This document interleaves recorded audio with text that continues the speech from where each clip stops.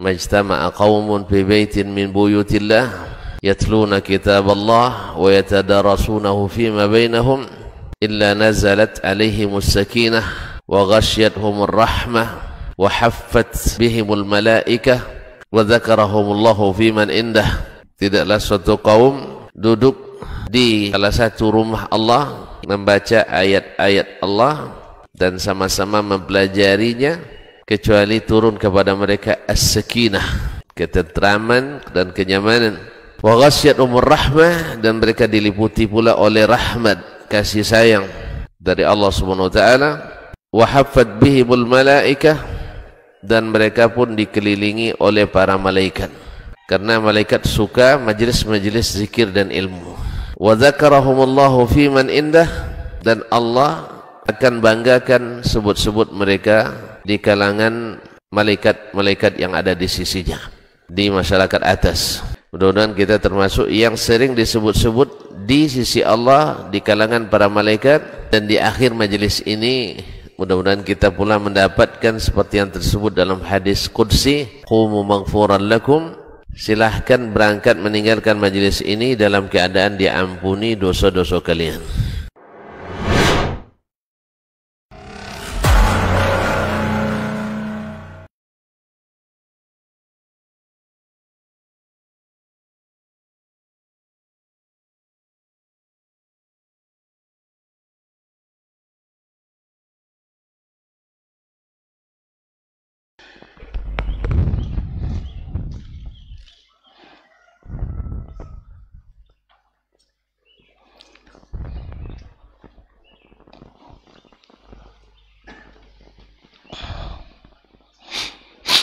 Bismillah. Assalamualaikum warahmatullahi wabarakatuh.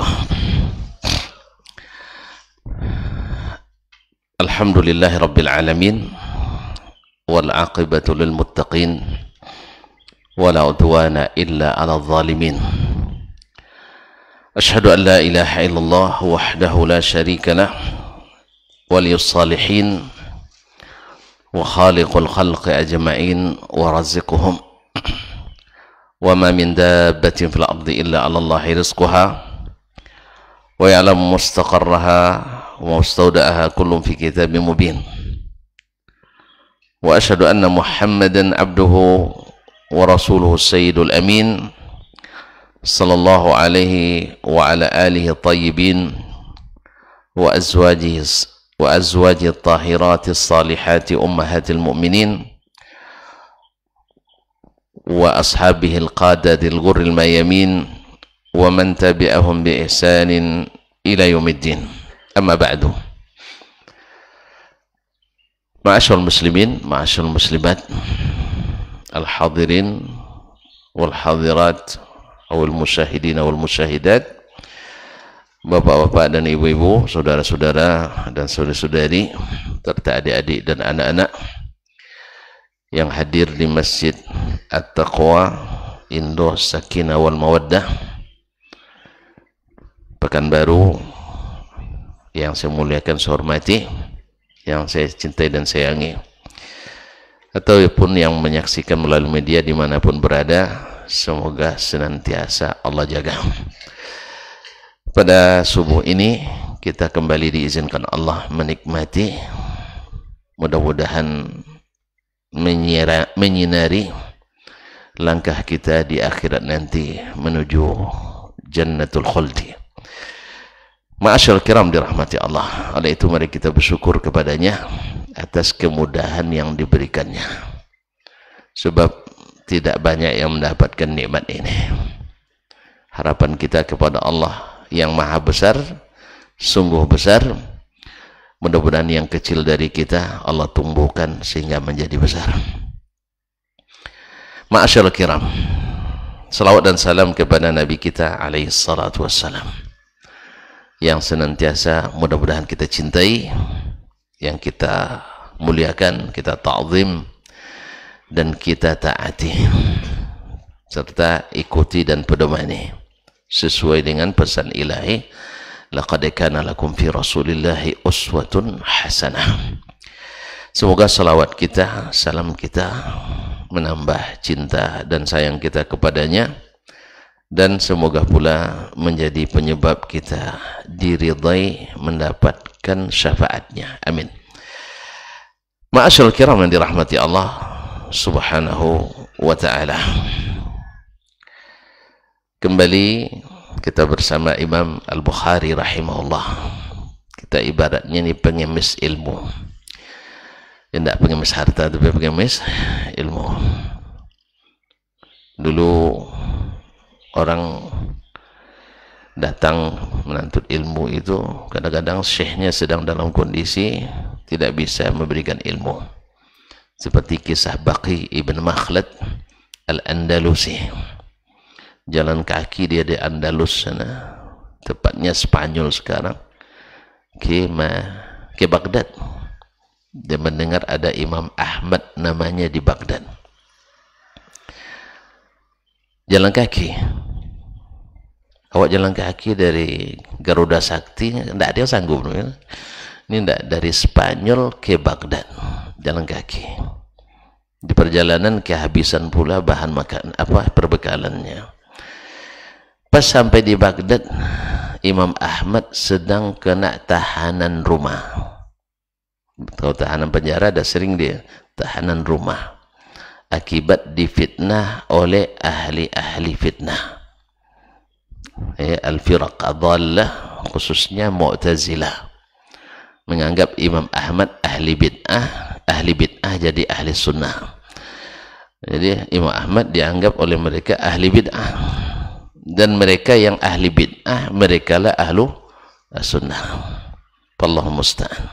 Mereka hasud dan hasung penguasa masa itu, khususnya di masa Al-Ma'mun, yang gandrung dengan ilmu-ilmu orang asing. Terjemahan kitab-kitab Yunani. Intinya Imam Ahmad tidak bisa memberi kajian seperti biasa. Nah, dia datang dari Andalus sana, subhanallah. Makanya perlu kecerdasan dia. Akhirnya mereka, Imam Ahmad menghormati, karena orang ini luar biasa, himmahnya tinggi, jalan kaki. Akhirnya Imam Ahmad bilang, kamu setiap pagi datang ke rumah pakai pakaian pengemis, seolah-olah setiap pagi saya berikan sedekah roti. Nah, disambil memberikan sedekah roti itu disampaikan hadis, qala haddatsana Al-Hasan ibn Musa. Siapa itu Hasan bin Musa? Nggak tahu. Bilang aja syekhnya Imam Ahmad. Iya, selesai. Syekhnya Imam Ahmad. Qala haddatsana Abu Wa'il. Ila akhiri, sampai ke Nabi alaihi salatu wassalam. Dengan itu Baqi bin Makhlad bisa menulis musnad pula, setara dengan musnad Imam Ahmad. Kalau musnad Imam Ahmad kan tidak banyak-banyak, betul sekarang dicetak hanya dalam 50 jilid lebih. Kecil kan? Alhamdulillah. Nah, Syekh Profesor Akram Diya Al-Umari Al-Iraqi rahimahullah ta'ala, salah seorang guru besar di Universitas Islam Madinah, asli dari Irak. Beliau termasuk the founder, pendiri Dirasat Ulia di Jami'ah Islamiyah, bersama Syekh Muhammad Jamil Al-Misri, orang Mesir, dan Syekh Mahmud Muhammad Mirah. Semoga Allah merahmati mereka semua, amin. Ma'asyarul kiram dirahmati Allah SWT.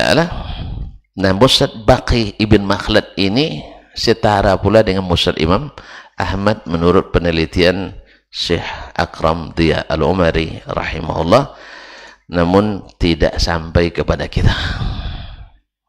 Mungkin tadilah jalan kaki, jadi banyak yang tercecer mungkin di jalan tulisannya. Wallahu musta'an. Tidak, karena banyaknya peperangan. Kalau orang-orang non-muslim berperang, dihancurkannya semua. Diambilnya untuk dia, yang lain dihancurkannya.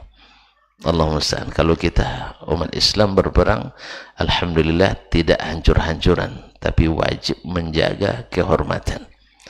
Bedanya, makanya orang beriman itu aman, tapi orang-orang yang tidak beriman bikin tidak nyaman. Semoga Allah SWT kembalikan orang-orang beriman di atas permukaan bumi ini. Amin. Ma'asyarul kiram dirahmati Allah. Nah, kita alhamdulillah dekat-dekat, tidak jauh-jauh jalan kaki, tidak jalan kaki pun, naik sepeda, sehat juga, naik sepeda motor, ya sepeda motor. Nah, yang jalan kaki paling Ustaz Hidayatullah, jazakallah khairan masyaallah. Ya, jazakallah, ini jalan kaki mungkin. Kemudian ikhwah kita yang di ASKO, semoga Allah merahmati antum dan kita semua, amin. Kita sampai pada babu i'ta'is syair iza khafa syarrah. Bab boleh memberi hadiah kepada penyair, namanya atiyah atau hadiah yang diberikan para penyair. Idza khafa syarrah, bila takut kejahatannya. Jadi kalau ada penyair boleh antum berikan. Penyair dulu sejak zaman jahiliyah lagi, mereka termasuk yang berpenghasilan tinggi. Karena memang pada saat itu balaghah itu sangat bernilai. Sehingga mereka, para penyair, khususnya ashabul mu'allaqat, yang hasil gubahannya itu digantungkan di dinding Ka'bah masa itu. Seperti Umru'ul Qais, Arun Abi Salma, An-Nabi Ghazubziyani, Tarafat ibn al-Abd, dan lain-lainnya. Mereka ini ashabul mu'allaqat, diperlombakan di pekan raya besar seperti Uqadh dan Zulmajaz. Uqadh dan Zulmajaz.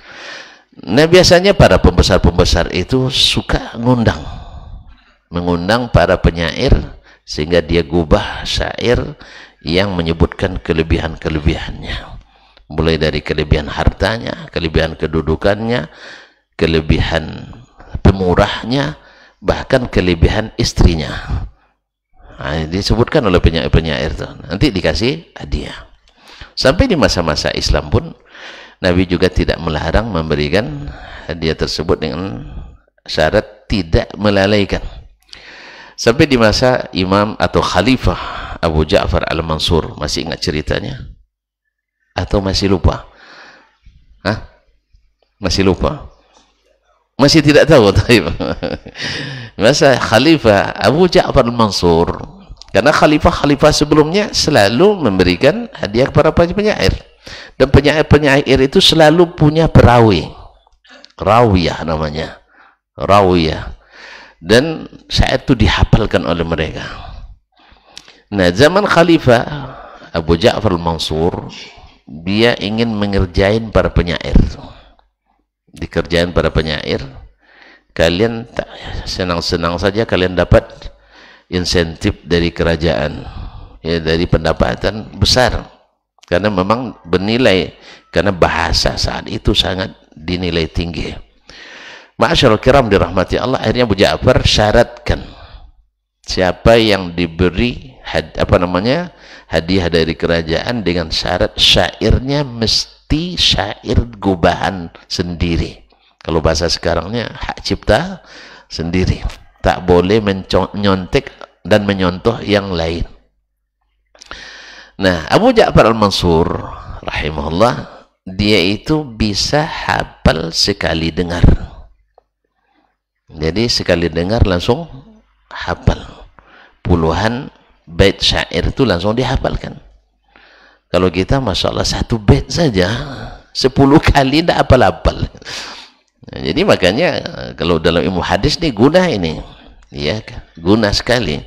Sebab orang mengira bahwa kalau hadis tak dicatat lupa. Kalau zaman ini betul, ya, zaman ini betul.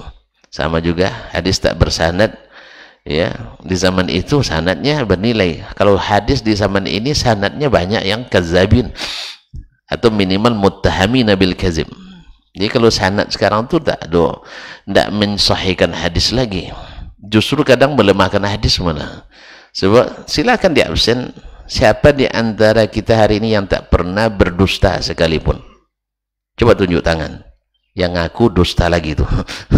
Yang ngaku dusta lagi, tidak pernah berdusta. Muttahamin bil kadzib. Kalau muttaham bil kadzib hadisnya matruk, dhaifun jiddan. Apalagi yang masyhur-masyhur pura berdusta. Allahumma musta'an. Kaum muslimin dan muslimat dirahmati Allah Subhanahu wa taala. Jadi sanad sekarang tidak begitu. Hanya yang sekedar menghidupkan. Kalau antum mau saya kasih nanti. Saya juga punya sanad. Cuman tidak begitu perlu hari ini karena kitab Bukhari sudah ada. Dan sepakat umat Islam itulah yang ditulis oleh Imam Al-Bukhari. Tinggal antum mencari hadis di dalamnya. Sahih Muslim juga, Muslim Ahmad sudah. Cuman yang lain kan tak mensyaratkan sahih. Kita periksa. Jelas? Mau sanad? Payah-payah ngapal ustaznya. Kaum muslimin. Nah, Abu Ja'far Mansur rahimahullah mensyaratkan harus syair yang belum dia hafal. Masya Allah. Kalau dia hafal, tidak kasih. Kemudian dia punya 2 orang hamba sahaya. 1 laki-laki, 1 perempuan. Yang laki-laki langsung hafal 2 kali dengar. Dan yang perempuan hafal 3 kali dengar. Langsung hafal. Dhabit. Nah gimana? Setiap penyair yang datang, dia sudah berusaha, kadang tidak tidur semalaman, kadang ya. Mengubah syairnya, besok dengan PD-nya pergi ke Abu Ja'far Mansur karena hadiahnya besar. Ya hadiahnya besar. Mungkin sekali dapat bisa makan 2 tahun. Kalau kita, Masya Allah, kalau lomba puisi dapat sekali makan tidak cukup.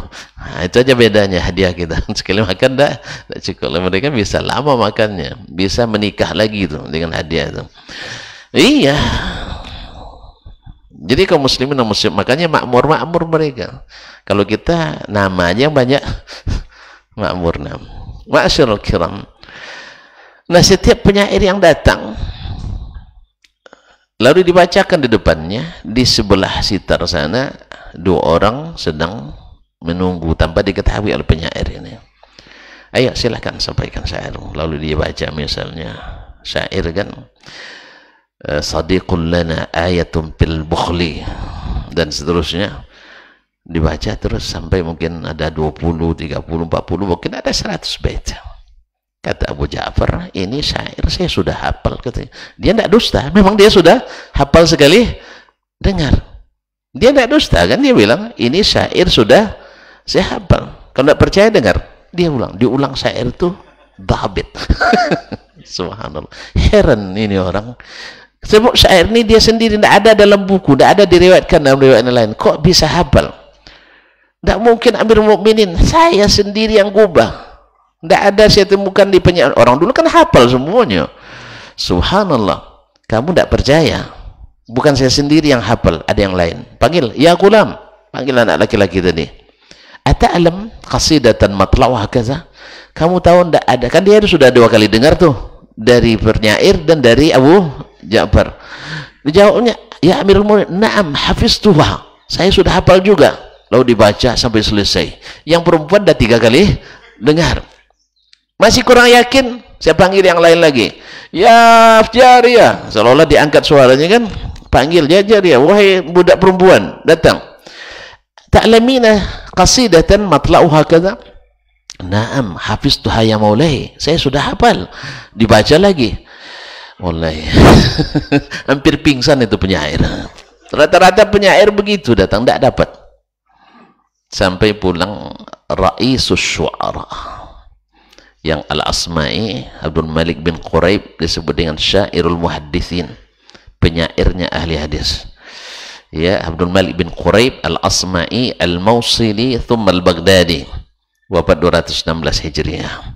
Dia ketika pulang kan ada tempat berkumpulnya para penyair itu, majelisnya. Kalau kita itu ya, diwannya. Tembus itu kok pada murung semua nih. Biasa penyair itu ceria-ceria, kok pada murung semua. Ada apa dengan kalian? Dia bilang, mereka lapor semua. Amirul Mukminin buat sayembara. Kita tidak dapat lagi gaji kecuali dengan sayembara ini. Apa itu?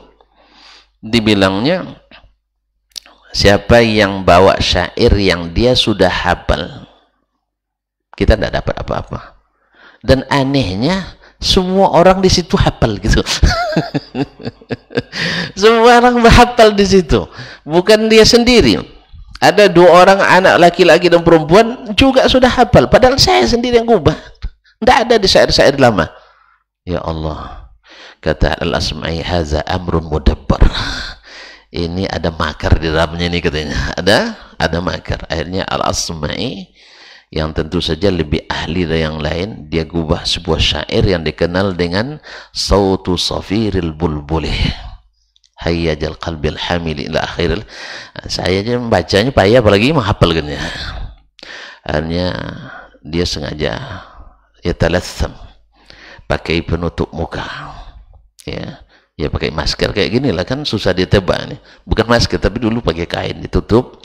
Biasalah orang-orang Badui musafir selalu pakai itu, apalagi dia datang menyamar dari Mosul kalau tulisan kitanya Mosul, ya dia penyair Mosul. Ya Amirul Mukminin katanya, saya datang dari jauh dari provinsi Mosul. Saya dengar Amirul Mukminin buat sayembara. Siapa yang bisa membuat syair baru, hadiahnya seberat media tempat dia menuliskan itu emas. Tulis di botol seberat botol emasnya. Tulis di kotak tisu seberat ini atau saja. Kalau tulis di tiang seberat tiang emasnya. Betul kata Abu Ja'far. Abu Ja'far kan pede dia kan hafiz, bisa menghafal sekali dengar kan. Tapi dengan syarat kan ya. Kamu tahu syaratnya? Tahu Amirul Mukminin, saya dah paham syaratnya. Siap. Akhirnya dia bacakan syairnya. Bingung Amirul Mukminin. Tidak bisa dia hafal. Bahasa Arab yang tidak ada di pasaran dia bawa. Ya, bahasa Arab yang tak di pasaran dia ini kan Abu Ja'far kan bahasa kota yang dia pahamkan, ini bahasa kampung-kampung. Maka Abu Ja'far siapa namanya Al-Asma ini rajin ke perkampungan mencari bahasa-bahasa yang asli itu, sehingga tidak bisa. Akhirnya angkat tanganlah Abu Ja'far. Kalau angkat tangan dia yang 2 ya lebih angkat tangan lagi, karena yang kedua kan 2 kali hafal, 2 kali dengar, ini yang 3 kali. Akhirnya tidak coba juga, dipanggil gulam, ta'lamu qasidatan matla'uha sautu safiril bulbuli. Dicobanya juga kan terdengar tadi kan, coba sautu safiril bulbuli, hilang, blank. Panggil lagi yang perempuan, sama, blank juga. Akhirnya garuk-garuk kepala Abu Ja'far. Ini dari mana ini datang katanya. Akhirnya dia bilang, Pak, kamu pasti Al-Asma'i katanya. Dia ada paham, karena memang penyair ulung hari itu adalah Al-Asma'i. Baru dia buka, betul ya Amir Mukminin, saya Al-Asma'i. Baik, tetap dengan perjanjian hadiah seberat media emas. Kata Abu Ja'far, iya kamu berhak, bawa sini. Mohon maaf Amir Mukminin, saya dapat warisan dari ayah saya, tiang yang terbuat dari batu pualam. Tahu batu pualam? Ya, seperti granit lah ya. Tiang dari batu pualam. Disitulah saya tulis syair ini. Oleh sebab itu saya untuk mengangkatnya perlu bantuan 4 orang prajurit. Kira-kira beratnya seperti apa? Hah? Iya, 4 orang prajurit ngangkatnya. Dia tulis mau sengaja di situ. Karena kan dia bilang ini ada makar nih. Maka dia buat makar pula. Yang lebih dahsyat. Akhirnya diangkatlah. Akhirnya dipanggil menterinya. Rabi', berikan dia seberat ini, ditimbang. Habis Baitul Mal semuanya. Habis perbendaharaan negara. Habis. Akhirnya temenunglah Abu Ja'far, nyesal dia. Nyesal. Akhirnya Al-Asma'i bilang, ya Amirul Mukminin, ana atanazal, saya siap untuk menyerahkan kembali ini ke negara, tapi dengan syarat, berikan para penyair yang biasa diberikan tanpa syarat. Tanpa syarat. Alhamdulillah, akhirnya masuk budget kembali. Masuk anggaran pendapatan dan belanja negara, bab revisi 3. Iya, iya, edisi revisi kan anggaran banyak revisinya saja. Jadi Allah musta'an. Kaum muslimin dan muslimat, ini penyair. Jadi intinya penyair itu pada asalnya memang diberi atiyah, diberikan hadiah oleh para sejak zaman jahiliyah dan juga di masa Islam diberikan.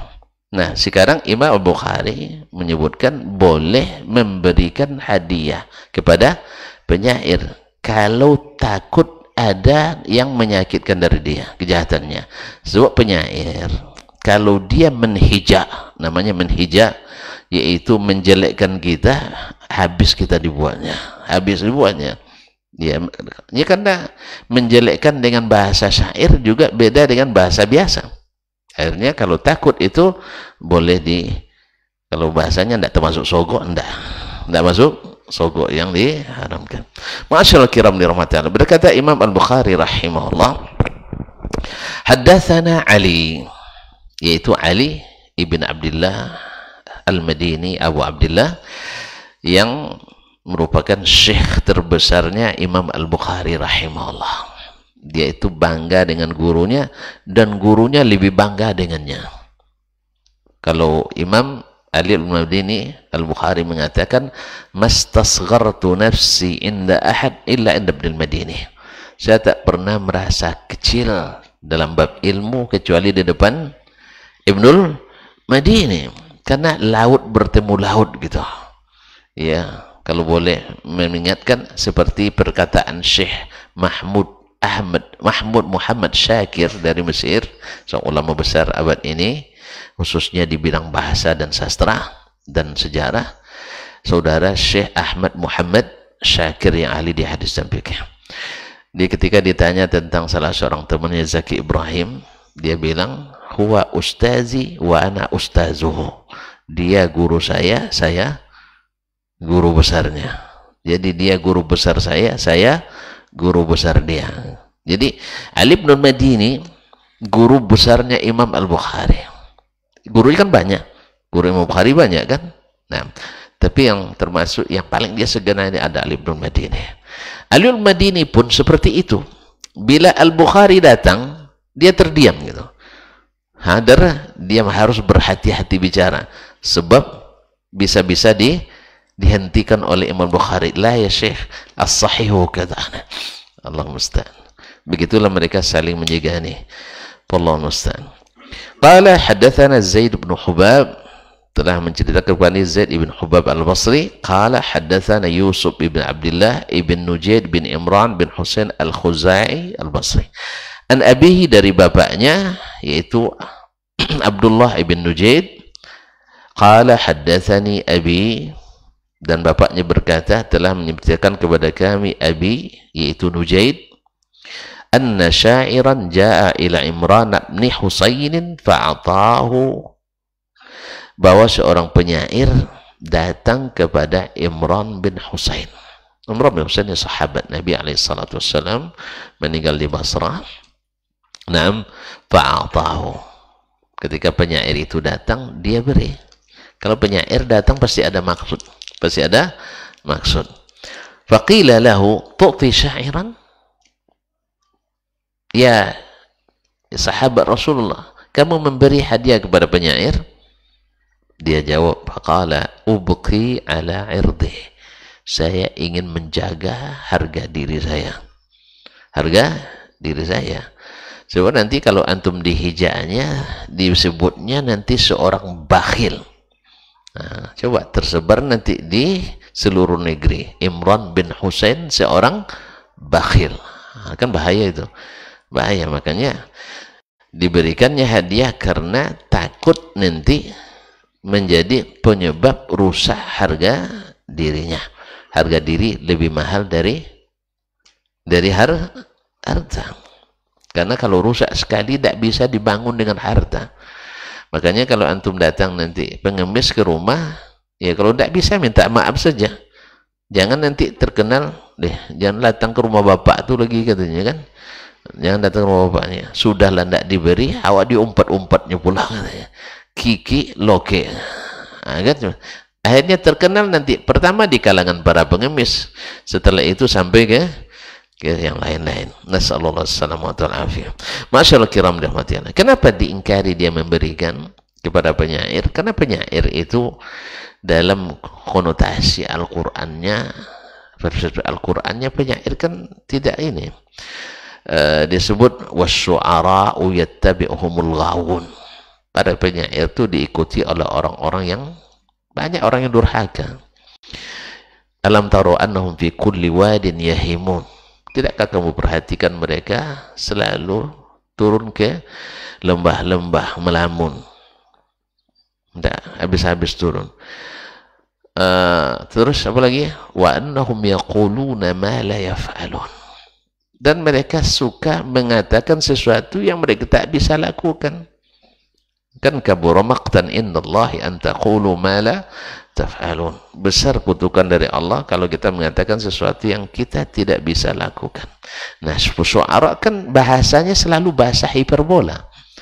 Kalau bermuji dirinya apalagi, yaitu tentu dengan bahasa yang tinggi, sehingga seolah-olah kalau dia bicara tentang dia siap jadi pemimpin, dialah pemimpin paling sukses di dunia. Ya, kalau bicara tentang pemurah, dialah manusia paling pemurah di dunia. Kalau bicara tentang kegantengan, dia pula yang paling ganteng walaupun orang terjelek di dunia. Jadi dengan syairnya biasa seperti itu. Makanya mereka mengatakan sesuatu yang tidak mereka lakukan.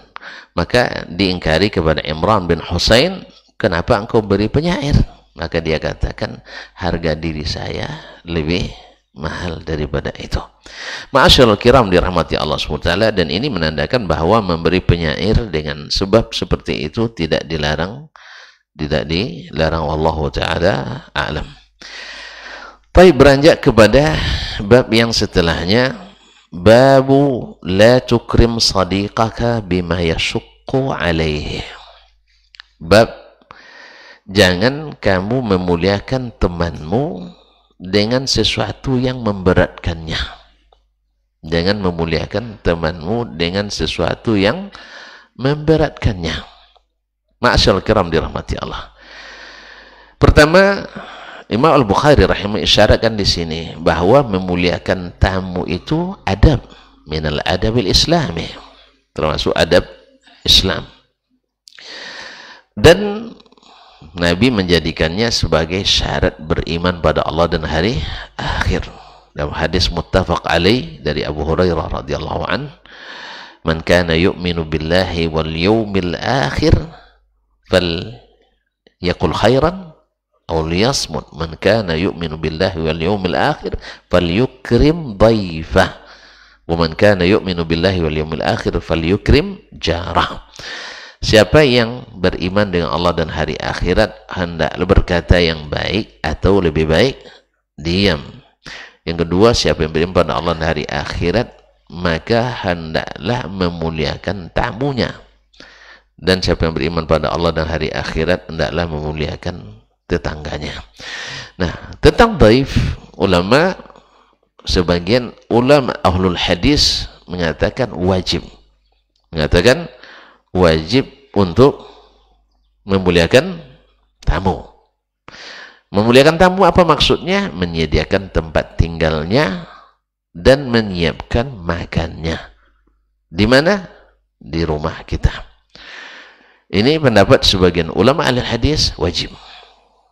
Imam Ahmad rahimahullah ta'ala mengatakan wajib bila di perkampungan.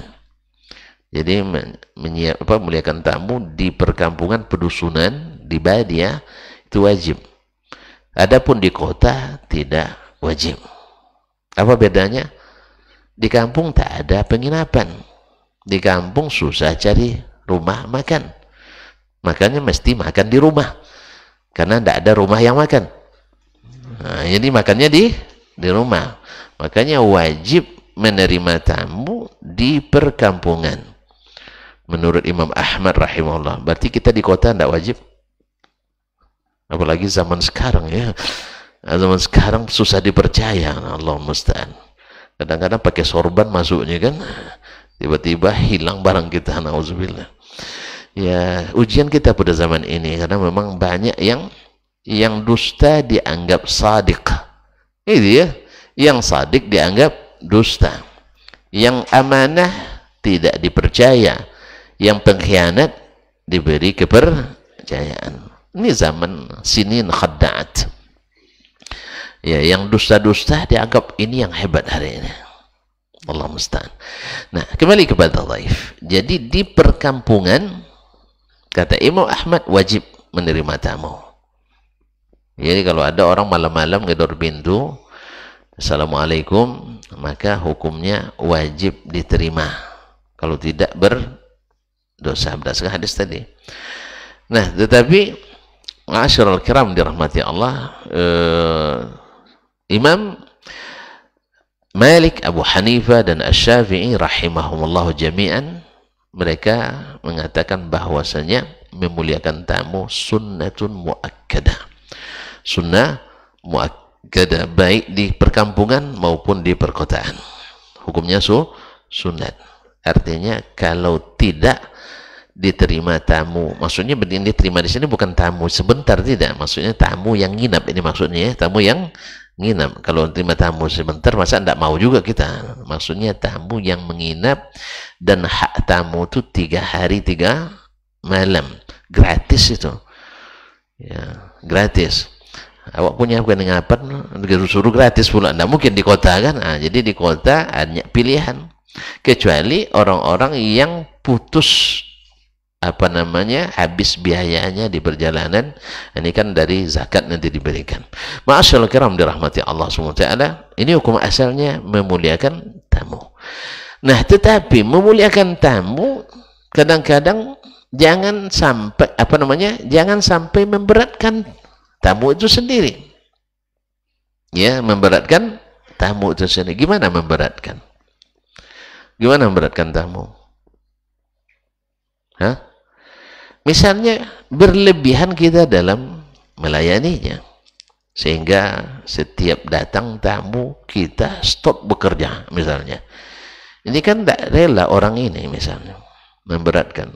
Atau kita siapkan makanan yang sebanyak-banyaknya sehingga kita segan datang kembali. Ya Ustaz ya, popong cara makan sebanyak ini kan. Atau kadang-kadang demi memuliakan disuruh bodyguard menjaga kita makan supaya enggak. Ini kan memberatkan. Jadi kaum muslimin dan muslimat yang dirahmati Allah, jadi memuliakan tamu sebaiknya jangan sampai memberatkan tamu itu. Awak yang biasa makan di tempat-tempat yang tidak pakai protokol, buat tempat makan yang tak pakai protokoler. Saya pernah makan dengan di rumah seorang pejabat tinggi di luar negeri waktu itu. Kiri kanan ada yang jaga gitu, ada yang berikan sendok, ada yang menyiapkan.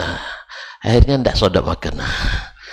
Tekonang siasatnya cuma ambur dia begitu sakti, lebih enak makan, tidak ada yang jaga-jaga gitu ya. Jadi ini memberatkan sebenarnya kaum muslimin. Padahal kita niatnya untuk memberikan pelayanan. Apalagi kalau yang jaga itu gadis-gadis pula, awak ustaz dah. Ini memberatkan kaum muslimin. Jelas? Ya, sekarang kira-kira barangkali atau yang membuat dia merasa berhutang budi dengan kita. Ya, berhutang budi.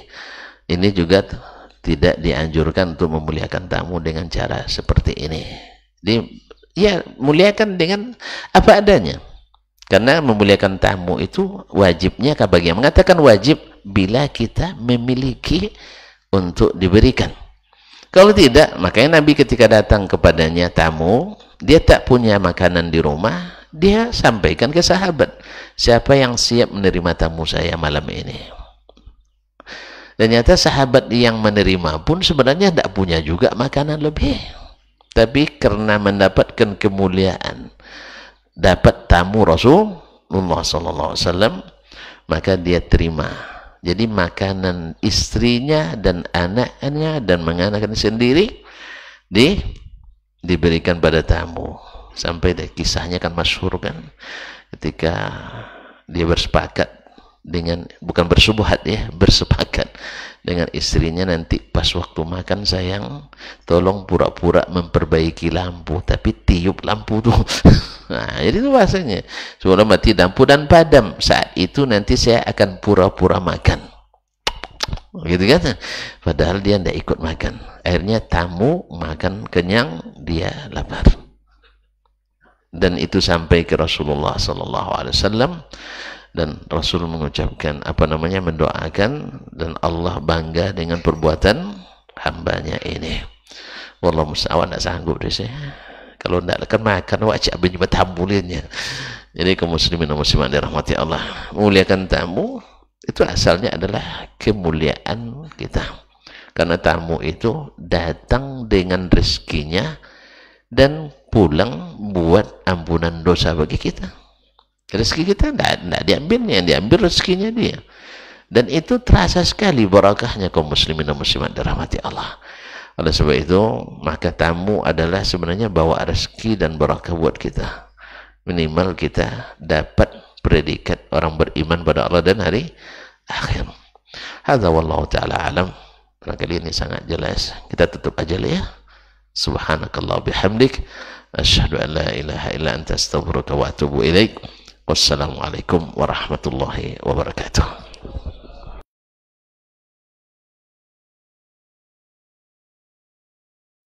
Majtama'a qaumun fi baitin min buyutillah yatluna kitaballah wa yatadarasunahu fima bainahum illa nazalat alaihimus sakinah wa ghashiyatuhumur rahmah wa haffat bihimul malaikah wa dzakarahumullahu fiman indah.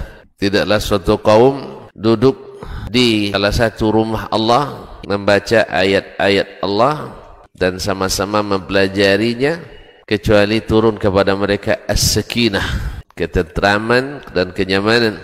Wa ghasyiyatuhumur rahmah, dan mereka diliputi pula oleh rahmat, kasih sayang dari Allah Subhanahu wa taala. Wa haffat bihimul malaikah, dan mereka pun dikelilingi oleh para malaikat, karena malaikat suka majelis-majelis zikir dan ilmu.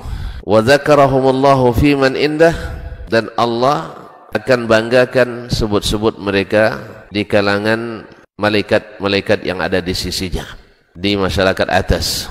Mudah-mudahan kita termasuk yang sering disebut-sebut di sisi Allah, di kalangan para malaikat. Dan di akhir majelis ini mudah-mudahan kita pula mendapatkan seperti yang tersebut dalam hadis qudsi, qumu maghfuran lakum, silahkan berangkat meninggalkan majelis ini dalam keadaan diampuni dosa-dosa kalian.